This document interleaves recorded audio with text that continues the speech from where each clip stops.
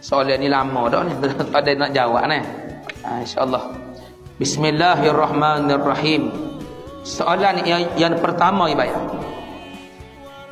Ustaz, kalau selipar kita hilang kat masjid, jadi kita pinjam sekejap selipar tandas masjid, jalan balik rumah, lepas tu hantar balik, boleh ke?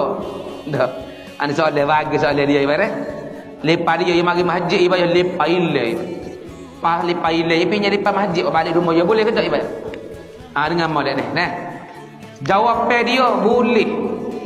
Kita ambil lepas masjid niat nak pinjam. Jangan ambil. Nah, jangan ambil, jangan niat nak memiliki, ambil lepas masjid. Dah muka curi lepas hamba, ambil lepas masjid. Tak boleh haram tu. Tapi niat nak pinjam. Dan bagi tahu kepada AJK masjid ataupun orang ahli masjid ni, bagi tahu dia, kita nak pinjam sebentar tak imam. Kita pinjam lepas sebentar. Kita nak balik rumah. Ngelipas kita hilang kan? Boleh ibarat boleh.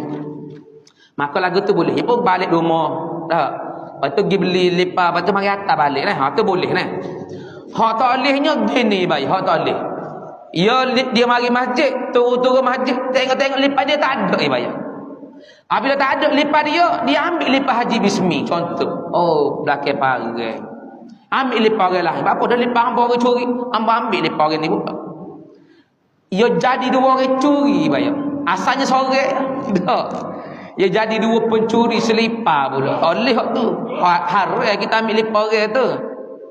Kenapa dah? Tak boleh. Jangan. Dah moga orang ambil lepas hamba, hamba ambil lepas orang lain pula.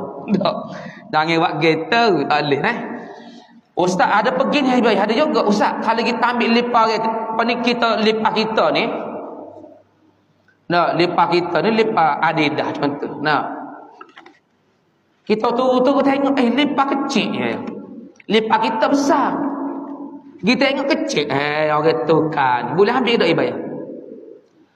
Hukumnya haram juga ambil ibarat. Tak boleh ambil juga ibarat. Apa? Sebab kita syok. Syok apa?